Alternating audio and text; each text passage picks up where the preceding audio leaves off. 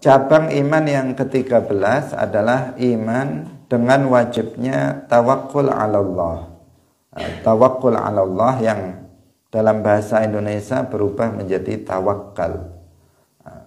Kalau dalam bahasa Arab yang tepat itu bukan tawakal tetapi tawakkul. Karena wazannya tafa'ala yatafa'alu tafa'ulan, bukan tafa'alan tetapi tafa'ulan. Tawakkala yatawakkalu tawakkulan. Masdar dari tawakkala berarti tawakkul 'ala Allah. Tapi dalam bahasa Indonesia berubah menjadi tawakal. Jadi kalau kita nanti mengatakan tawakal berarti kita mengucapkannya dalam bahasa Indonesia. Kalau kita mengatakan tawakkul berarti kita menggunakan bahasa Arab. Salatullah, salamullah, alal hadi, Rasulillah. Waalaikumsalam warahmatullahi wabarakatuh. Liqaulihi ta'ala, karena dawai Allah ta'ala, wa 'alallahi falyatawakkalul mu'minun. Wa 'alallahi lan ing atase Allah falyatawakkal, mongko becik tawakal sapa al mu'minuna pira-pira wong kang iman. Hasbunallahu wa ni'mal wakil. Hasbunallahu hasbuna paring kecukupan ing kita sapa Allahu Allah, wa ni'mal wakil lan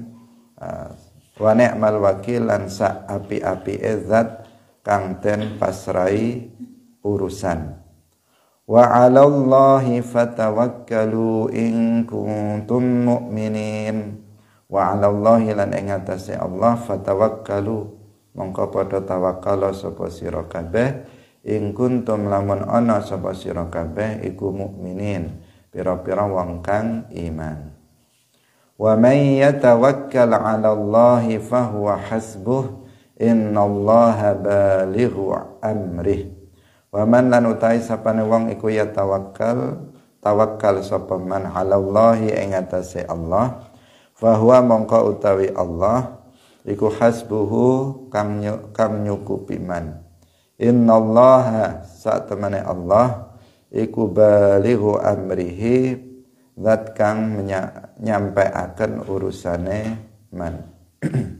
Wali hadis Ibni Abbas, lan karena ana hadise Ibni Abbas radhiyallahu anhuma, muga-muga ngridhani sapa Allah anhuma sangking Abdullah lan Al-Abbas.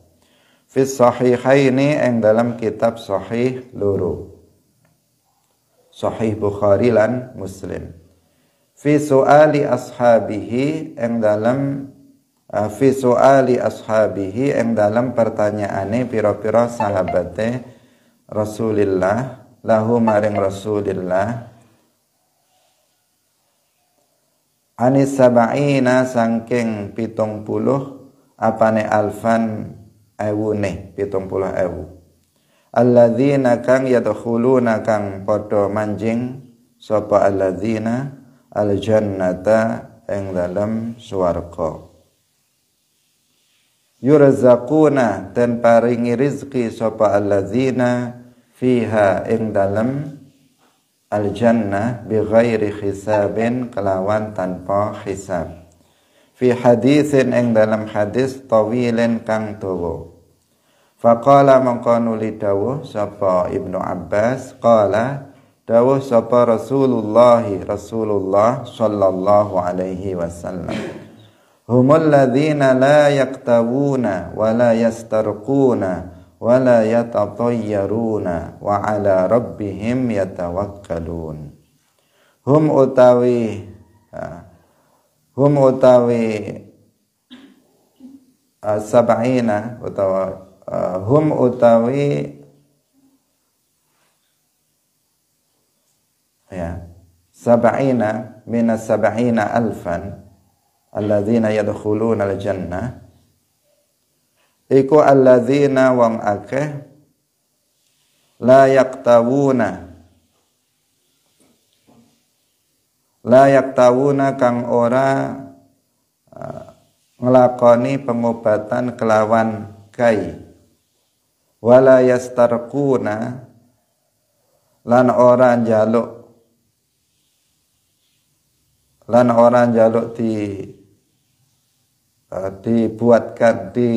dibuatkan jimat sapa alladzina, wala yatatayyaruna lan ora ngelakoni tatayyur sapa alladzina, wa ala rabbihim lan iku ing atase pangerane alladzina yatawakkaluna padha tawakal sapa alladzina. Faqama mongko jumeneng sapa Ukasah ibnu Mihsanin al-Asadiyu. Faqala mongko dawuh sapa Ukasah, ana uta ingsun iku minhum setengah sangking alladzina ya Rasulullah. Faqala mongko dawuh sapa Kanjeng Nabi, anta utawi sira iku minhum setengah sangking alladzina. Tsumma qama nuli jumeneng sapa rajulun wong lanang akharu kang weneh. Faqala mongko ngucap sapa rajulun akhar, ana uta ingsun iku minhum setengah sangking alladzina ya Rasulullah. Faqala mongko dawuh sapa Rasulullah, sabaqaka wis dingine ing sira biha kelawan ucapan ana minhum sapa Ukasah.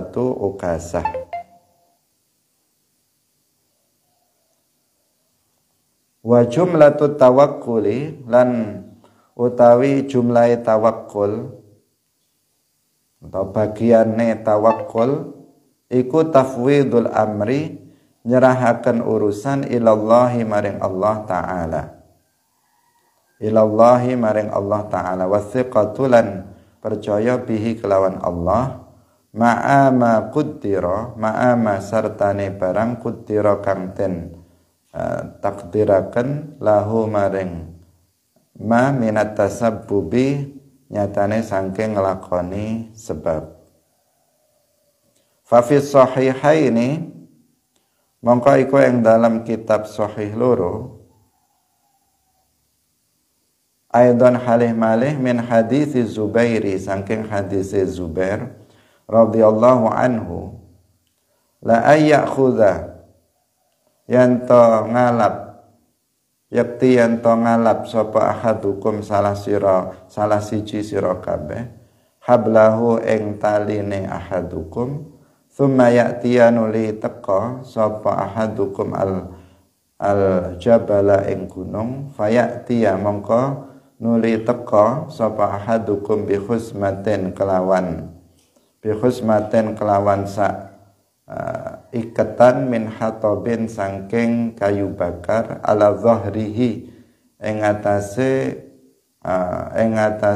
gegere ahadukum, fayabi'aha nuli ngedol sapa ahadukum ing khusmatin min hatab, fayastaghni mongko ngalap cukup sapa ahadukum biha kelawan khusmah min hatab, khairun iku luweh bagus lahu ketuwe ahadukum min ayas ala sangking yanto jaluk sapa ahadukum annasa ing manungsa, a'tauhu paring sapa annas ing ahadukum, au mana'uhu utawa nyegah sapa annas ing ahadukum.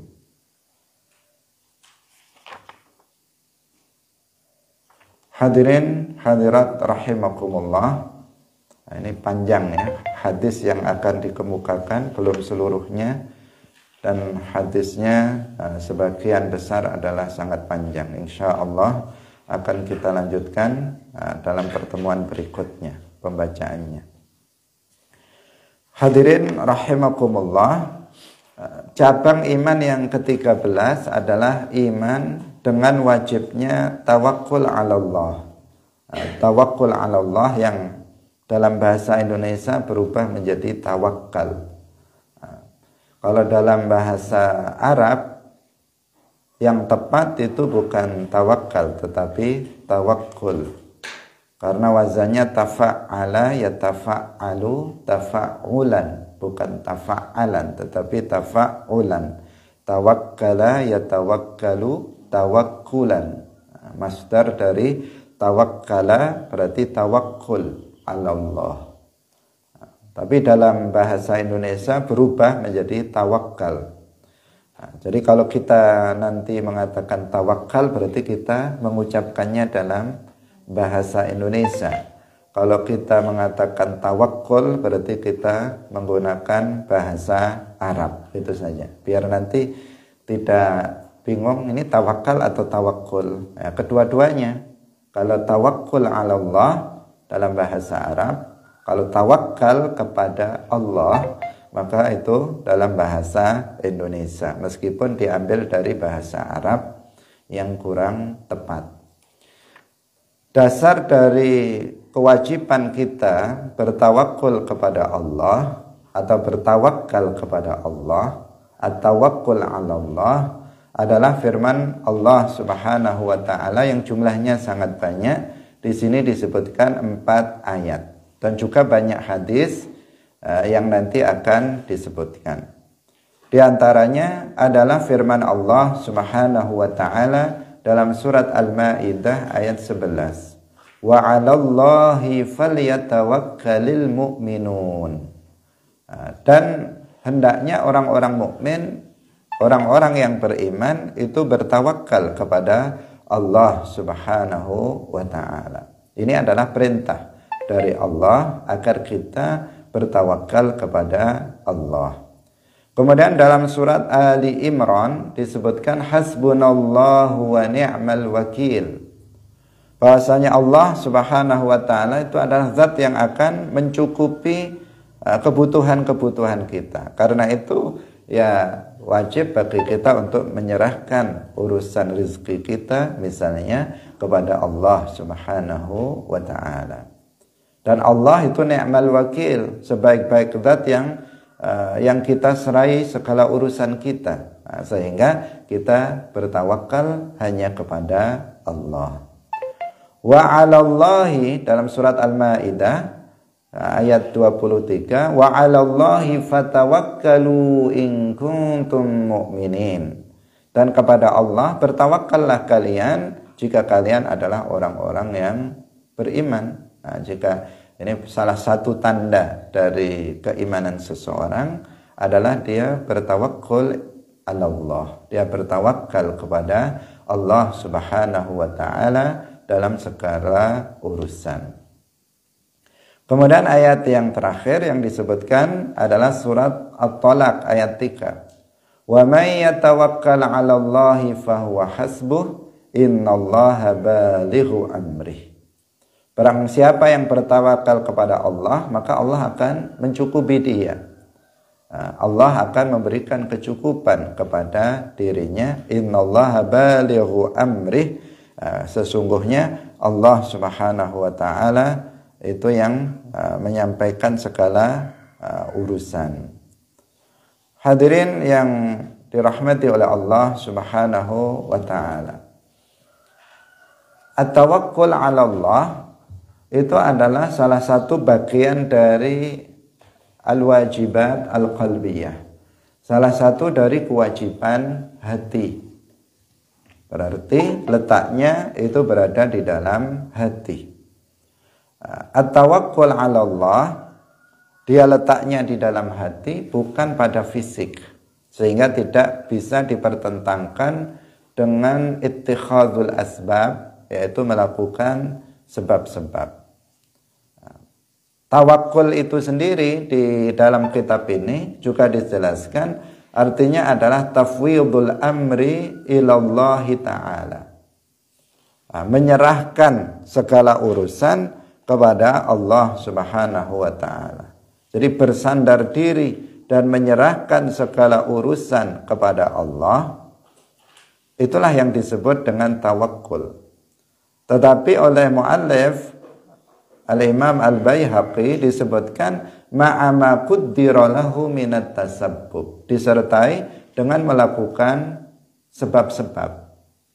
Nah, ini yang disebut dengan tawakul. Jadi di dalam hati seseorang menyerahkan segala urusannya kepada Allah, urusan segalanya, apakah urusan kehidupan dia, urusan kematian dia, urusan rizki dia, urusan kesehatan dia, urusan jodoh dia, urusan keselamatan dia, dan seterusnya. Segala urusan dia menyerahkannya kepada Allah Subhanahu wa ta'ala. Itu yang disebut dengan at-tawakkul 'ala Allah. Tetapi ini ada dalam hati. Tetapi dalam zahirnya, dari sisi zahirnya, maka seseorang melakukan asbab, ittikhad al-asbab, dia atau melakukan tasabbub. Istilahnya apa? Tasabbub atau ittikhadul asbab, menjadikan sesuatu sebagai sebab.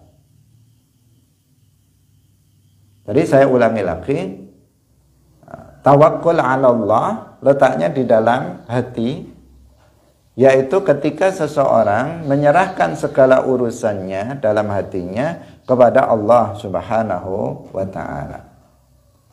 Sedangkan secara zahir di saat seseorang itu menyerahkan segala urusannya kepada Allah, maka dia melakukan apa? Sebab, atau yang disebut istilahnya at-tasabbub atau ittikhadul asbab.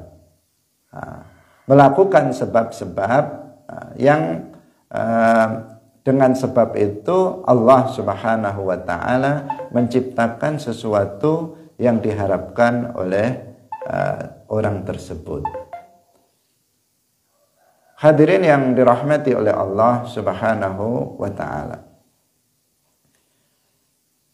ini adalah jawaban terhadap sebagian orang yang mempertentangkan antara at-tawakkul 'ala Allah dengan melakukan sabab secara zahir. Sebagian orang ada yang beralasan tawakkul 'ala Allah, kemudian dia tidak bekerja. Kenapa kamu bermalas-malasan? Kenapa kamu tidak bekerja? Dia mengatakan saya tawakal saja kepada Allah. Tidak bekerja alasannya adalah tawakal kepada Allah. Semua rezeki sudah ditentukan oleh Allah. Saya bekerja atau tidak bekerja, semuanya sudah ditentukan. Karena itu saya tawakal kepada Allah, tidak perlu bekerja. Ini nanti ketika dikatakan bahwa dia memang betul-betul dalam hatinya menyerahkan urusan rezekinya kepada Allah, itu adalah benar dalam pengertian dia menyerahkan segala urusannya kepada Allah. Tetapi ketika dia tidak melakukan sebab-sebab, maka itu bukan sesuatu yang dituntunkan oleh Rasulullah Shallallahu Alaihi Wasallam secara yang disebutkan dalam hadis-hadisnya. Karena dalam hadis yang tadi kita baca dikatakan bahwa Rasulullah Shallallahu Alaihi Wasallam bersabda, la ayakhudha ahadukum hablahu thumma ya'tiyal jabala faya'tiya bi khuzmatin min hatabin ala dhahrihi fayabi'aha fayastaghniya biha khairun lahu min ayyas'alan nasa a'tauhu aw mana'uhu. Apabila seseorang itu mengambil talinya, kemudian dia datang ke gunung untuk mencari kayu bakar. Setelah itu dia mencari kayu bakar dan pulang dengan membawa seikat kayu bakar di atas punggungnya, dibawa di punggungnya. Kemudian dia menjual kayu bakar itu dan dia yastaghni biha, dengan hasil menjual kayu bakar itu dia mencukupi dirinya, maka itu lebih baik bagi dia daripada dia meminta-minta manusia. Baik orang itu memberinya atau tidak, maka dia melakukan sebab dengan bekerja itu lebih baik bagi dirinya. Nah, jadi di sini Al-Hafidz Al-Baihaqi juga menyebutkan ma'a ma qaddara lahu minat tasabbub. Jadi seseorang melakukan apa? Sebab. Melakukan sebab-sebab agar apa yang dia harapkan itu tercapai. Tetapi apabila tidak tercapai, maka dia tidak akan protes kepada Allah. Dia akan ridho dengan apa yang didapatkannya. Kenapa? Karena di dalam hatinya dia sudah menyerahkan segala urusan kepada Allah. Ketika seseorang misalnya bekerja keras, dia bekerja keras membanting tulang dengan harapan nanti akan mendapatkan hasil yang besar. Misalnya seorang petani, dia sudah bekerja keras menanam, misalnya menanam cabai, sudah bekerja setiap hari, dia datang, dia rawat, pokoknya dirawatlah sebagaimana semestinya orang menanam tanaman, sudah sesuai dengan prosedur. Secara zahir dia melakukan sebab dengan melakukan pekerjaannya semaksimal mungkin sesuai dengan prosedur orang menanam cabai. Tetapi di dalam hatinya dia mengatakan, saya serahkan segala urusan rezekiku kepada Allah Subhanahu wa ta'ala. Maka ketika nanti dia panen, ketika dia memanen cabai itu, jika ternyata hasilnya melimpah, maka dia bersyukur kepada Allah. Kenapa? Karena dia tahu bahwa hasil itu adalah Allah yang menciptakannya. Karena tadi dia mengatakan bahwa urusan rezeki saya serahkan kepada Allah. Hasilnya itu nanti bagus atau tidak bagus, besar atau tidak besar, itu kan urusan Allah. Allah yang menentukannya. Allah yang menciptakannya.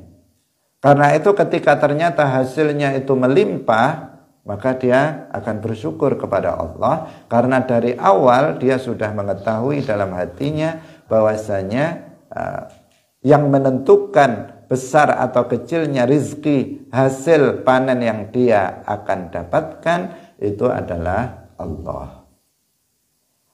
Demikian juga sebaliknya, ketika dia sudah dari awal menanam, dia sudah serahkan segala urusan rizkinya kepada Allah, tapi ternyata ketika panen itu ternyata jelek hasilnya. Jelek karena tanamannya jelek, atau jelek karena harganya buruk.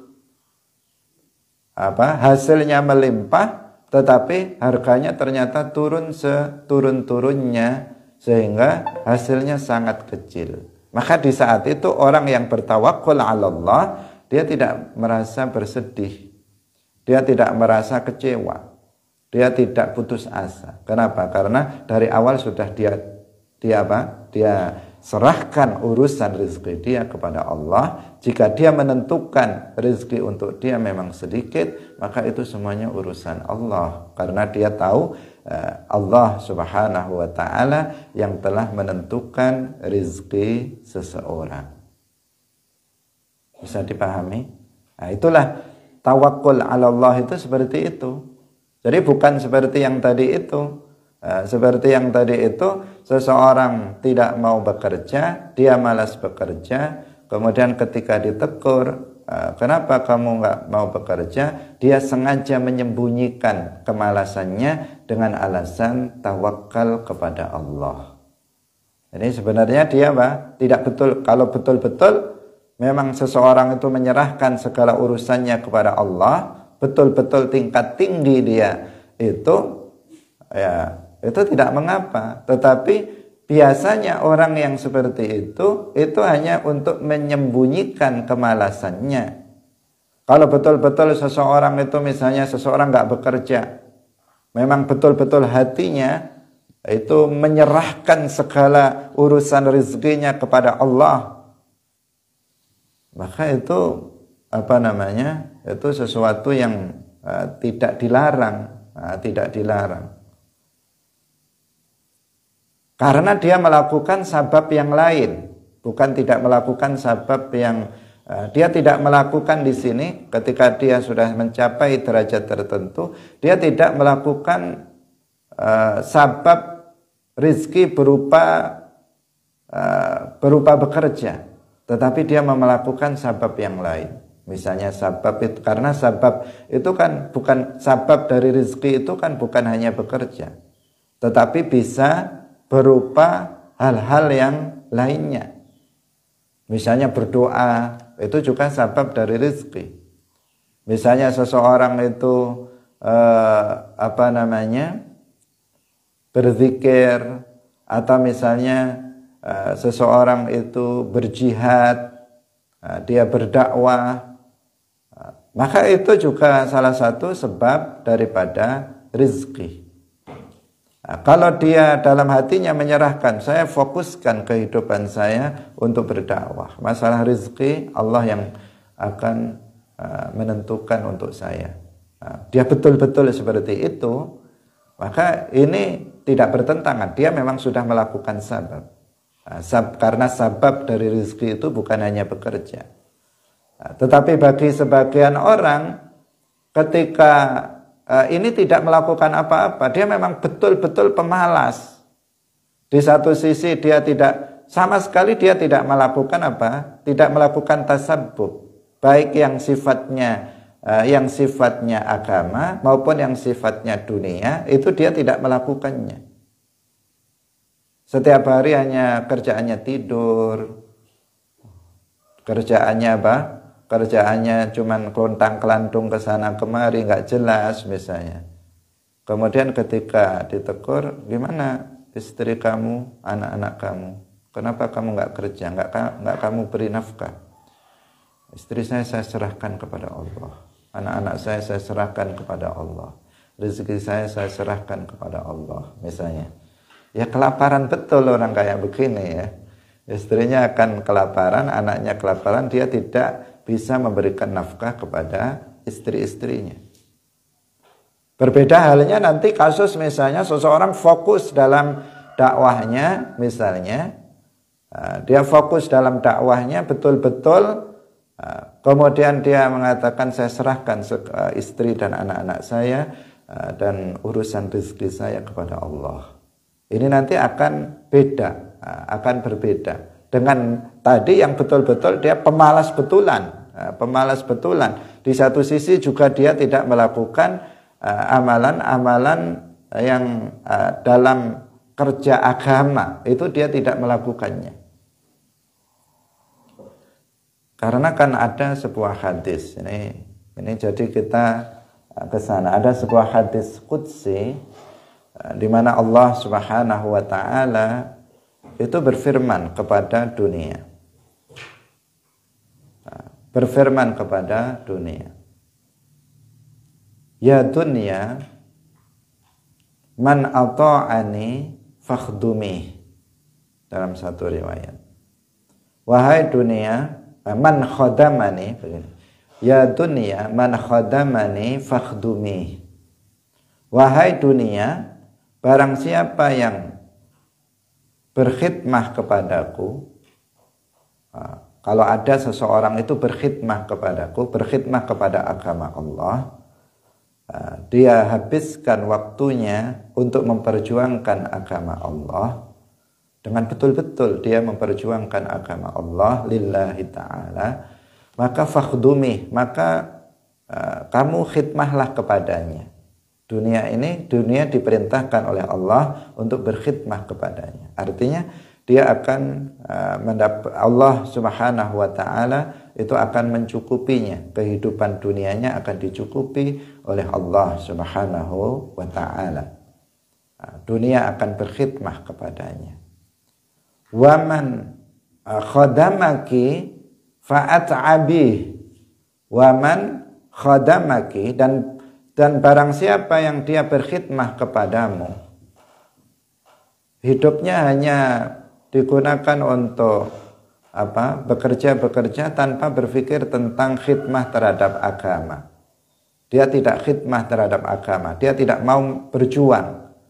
Dia tidak mau berjihad fisabilillah kalau pada masa sekarang dengan mengajar, belajar, berjuang untuk tegaknya Islam Ahlus Sunnah wal Jamaah. Dia tidak mau. Hanya isinya adalah kerja zahir tanpa sama sekali berpikir tentang agama, tentang perjuangan agama, tentang dakwah agama. Maka Allah berfirman kepada dunia, fa'at'ibih. Maka buatlah dia itu capek. Buatlah dia capek. Artinya dia akan kecapean dunia, mengejar dunia ini tidak pernah habis sampai mati. Dia nggak akan selesai mengejar dunia ini. Sehingga hidupnya tidak merasakan kebahagiaan karena penuh dengan kesulitan dan kesusahan dalam mengejar harta dunia ini. Nah, ini menunjukkan apa? Menunjukkan bahwa tasabbub atau ittikhadul asbab memang tidak selalu bersifat duniawi, tetapi tasabbub ini juga bisa bersifat ukhrawi atau bersifat dini, bersifat yang berkaitan dengan agama, yaitu misalnya adalah dengan berdoa, misalnya dengan berzikir, misalnya dengan bersilaturahim, misalnya dengan jihad fisabilillah, dengan berjuang menegakkan agama Allah. Itu sudah melakukan tasabbub. Yang kita cela tadi adalah seseorang yang dua-duanya dia enggak melakukan tasabbub secara duniawi, dia juga tidak melakukan tasabbub dari perspektif agama. Memang pemalas, malam begadang, siang tidur, padahal dia punya istri, punya anak, dan dia juga pengen makan, pengen kaya dan sebagainya. Nah, ketika ditegur, kenapa kamu tidak bekerja? Dia mengatakan, saya serahkan segala urusanku kepada Allah. Saya serahkan urusan rezekiku kepada Allah. Itu biasanya pembohong.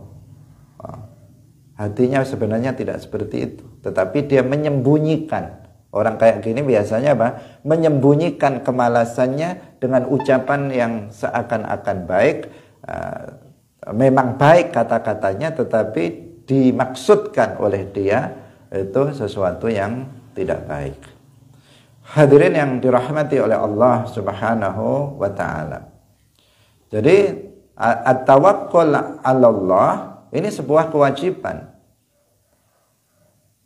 Kenapa seseorang itu wajib bertawakal kepada Allah dalam segala urusan? Kenapa? Karena kita seorang mukmin itu meyakini bahwasanya Allah Subhanahu wa ta'ala itu adalah pencipta segala sesuatu.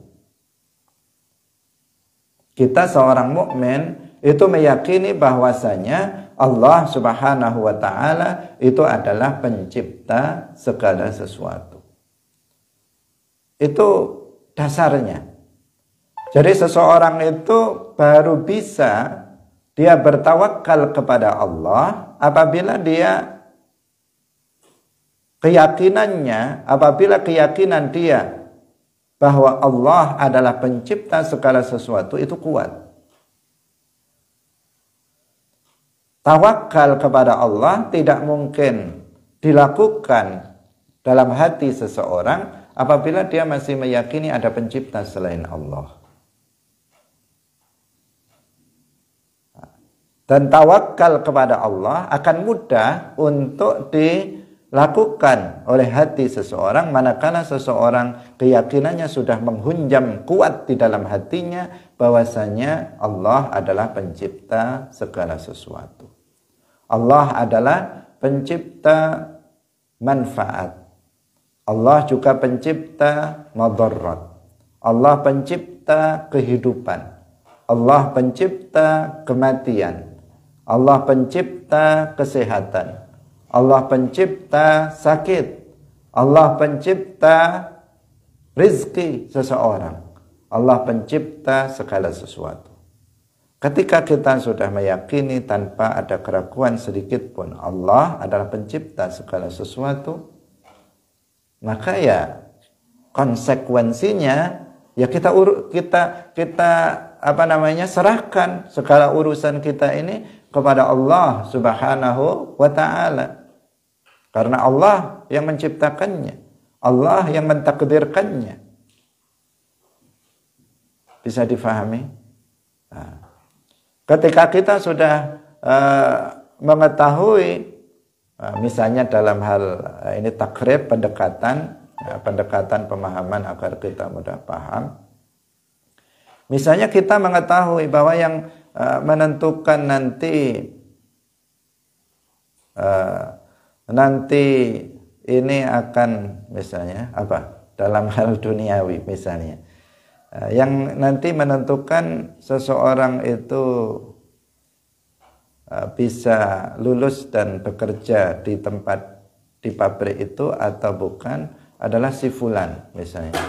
Direkturnya si fulan. Dia yang menentukan. Maka kalau sudah seperti itu ya kita serahkan urusan itu kepada si fulan karena dia yang menentukannya. Nah, bukan yang lainnya, bukan diserahkan kepada yang lain. Dia yang menentukan kok diserahkan kepada yang lain. Ya nggak akan ada hasilnya. Nggak ada hasilnya. Karena Allah itu yang mentakdirkan segala sesuatu, Allah yang menciptakan segala sesuatu, maka segala sesuatu yang menjadi urusan kita serahkan kepada Allah Subhanahu wa taala.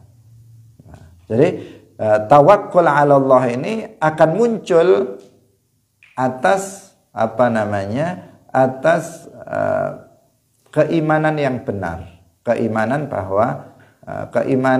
bahwasanya tidak ada pencipta selain hanya Allah. Yang ini juga salah satu dari makna la ilaha illallah. La ilaha illallah, sebagian ulama seperti Al-Imam Abdul Hasan Al-Asy'ari memaknainya dengan la khaliqa illallah. Tidak ada pencipta selain hanya Allah. Ini adalah bagian dari tauhid. Bagian dari tauhid karena memang sebagian besar dari kewajiban-kewajiban hati itu hanya bisa dilakukan oleh seseorang manakala seseorang tauhidnya kuat. Kalau tidak, maka sulit. Kewajiban-kewajiban hati seperti misalnya sabar, seperti tawakkul 'ala Allah, seperti apalagi al-ikhlas fil amal, itu semuanya akan bisa dilakukan oleh seseorang apabila tauhidnya itu kuat. Apabila pemahamannya dan keyakinannya dengan tauhidullah ini lemah, maka sulit seseorang untuk bersabar. Kalau seseorang nggak tahu kalau segala sesuatu itu telah ditakdirkan oleh Allah, maka ketika dia kena musibah, dia akan sulit untuk bersabar. Dia akan sulit menerima apa yang dia alami, akan berat bagi dia. Dia cenderung tidak sabar. Kenapa? Karena dia menganggap bahwa dia tidak tahu bahwa segala sesuatu yang terjadi itu adalah telah ditakdirkan oleh Allah Subhanahu wa taala. Seseorang juga akan sulit untuk ikhlas di dalam beramal kalau seseorang itu tidak mengetahui bahwa yang menciptakan manfaat dan madarat itu adalah Allah, bukan manusia. Jika seseorang tahu bahwa pencipta manfaat dan madarat itu adalah Allah, bukan manusia, jika tahu seperti itu, maka untuk apa dia beramal untuk manusia? Sementara manusia tidak bisa menciptakan manfaat untuk dirinya. Untuk apa dia takut kepada manusia? Jika dia tahu bahwasanya manusia tidak bisa menciptakan madarat pada dirinya. Hadirin yang dirahmati oleh Allah Subhanahu wa taala. Jadi semuanya ini akan al-wajibat al-qalbiyah sebagian besarnya itu akan bisa kita lakukan manakala kita telah memahami tentang konsep tauhid di dalam Islam dengan sebenar-benarnya. Jika tidak maka seseorang akan sulit. Hadirin yang dirahmati oleh Allah Subhanahu wa taala. Di dalam hadis ini nanti akan kita bicara lebih lanjut tentang at-tawakkul 'ala Allah. Dalam hadis yang kedua, ini dalam hadis yang panjang disebutkan tentang fi su'ali ashabihi, bahwa para sahabat bertanya kepada Rasulullah sallallahu alaihi wasallam tentang 70.000 yang akan masuk ke dalam surga, yang mereka akan diberikan rizki di dalam surga itu bi ghairi hisab. Bi ghairi hisab. Ya, hisab artinya mereka, hisab di sini bukan hisab yang pada hari kiamat, karena ini di dalam surga. Artinya diberikan rezeki yang sangat banyak, dicukupi oleh Allah, diberikan rezeki yang tidak disangka-sangka oleh manusia tersebut.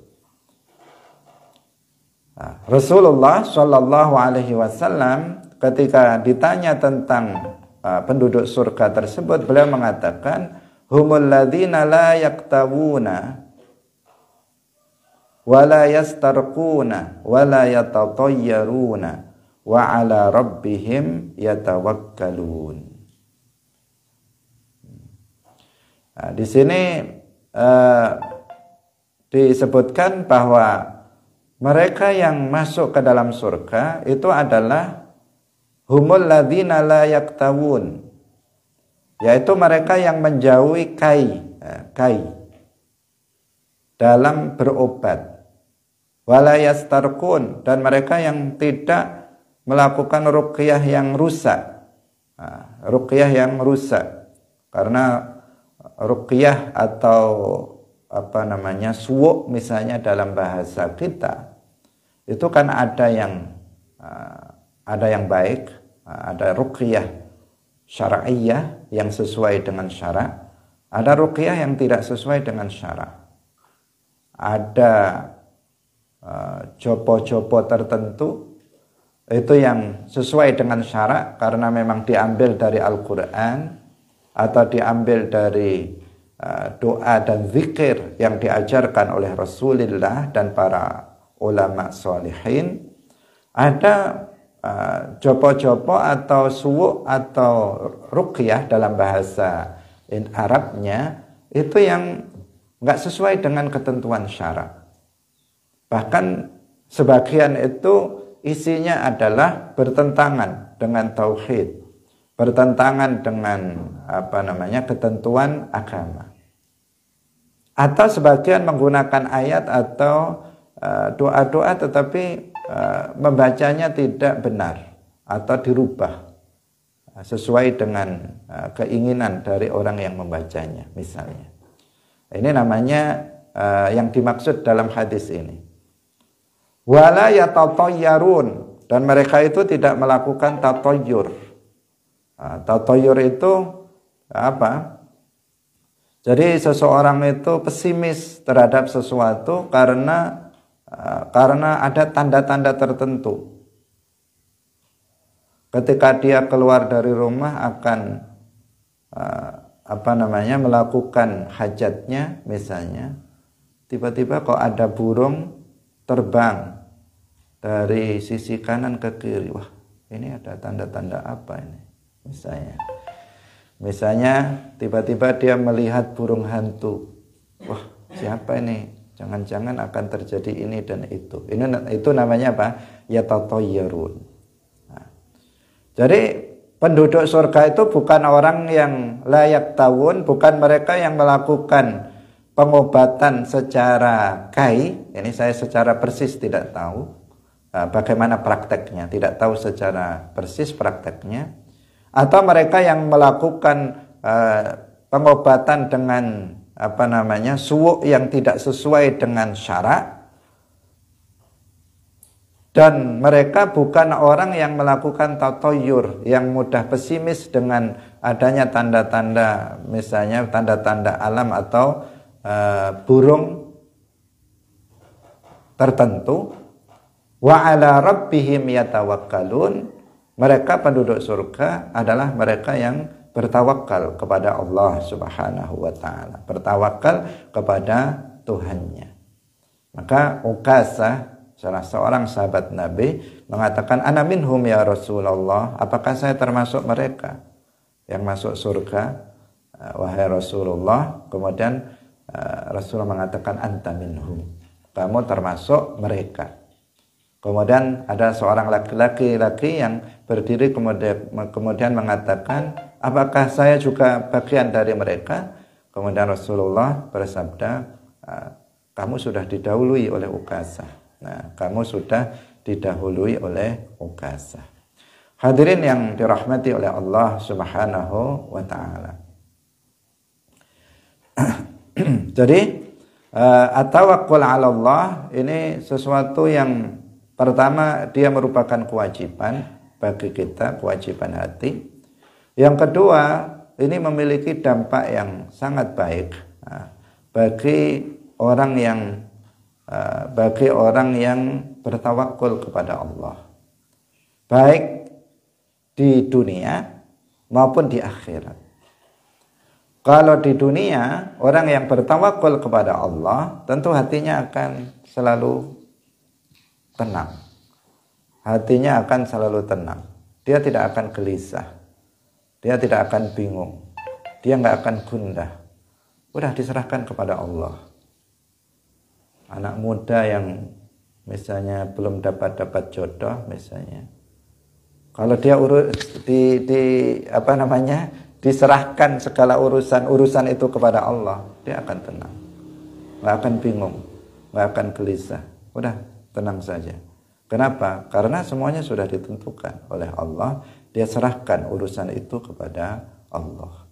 Seorang petani, ketika dia tawakul kepada Allah, maka dia akan tenang. Urusan rezeki akan tenang. Seorang pekerja, seorang santri, seorang siapapun, kalau dia telah menyerahkan segala urusannya kepada Allah, maka di dunia ini hatinya akan menjadi tenang.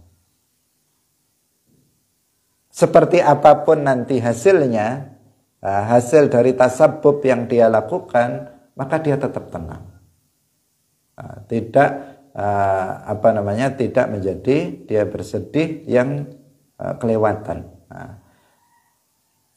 Ini keuntungan dari sisi apa? Dari sisi duniawi. Artinya zahir dalam kehidupan di dunia ini.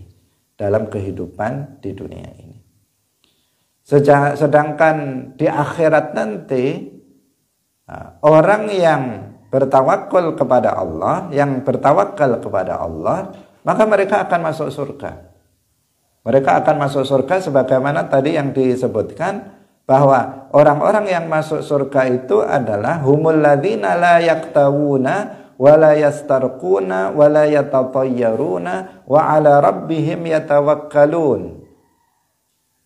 Yaitu mereka yang bertawakal kepada Allah Subhanahu wa taala. Itu yang nanti akan masuk ke dalam surga. Bukan mereka yang melakukan iktiwa, bukan mereka yang melakukan pengobatan dengan kai tadi, bukan mereka yang melakukan pengobatan dengan ruqyah yang bertentangan dengan syarak, bukan mereka yang melakukan tatayyur. Karena itu kan menandakan apa? Menandakan tidak adanya tawakal kepada Allah. Ketika seseorang akan melakukan sesuatu hal, lihat ada burung hantu, nggak jadilah. Mau menikah, nggak jadi menikah. Gara-gara apa? Ternyata ada alamat tertentu yang kayaknya ini bahaya nanti kalau diteruskan. Nah, ini bukan orang yang tawakal kepada Allah, yang yang seperti itu. Nah, hadirin rahimakumullah, ini akan kita lanjutkan bab tentang tawakul ini dalam pertemuan berikutnya. Nah, sekarang waktu telah habis dan ada 3 atau 2 hadis yang belum kita baca, yang insya Allah akan kita baca dalam pertemuan berikutnya. Barakallahu fikum, wallahul muwaffiq ila aqwamit thoriq. Wassalamualaikum warahmatullahi wabarakatuh.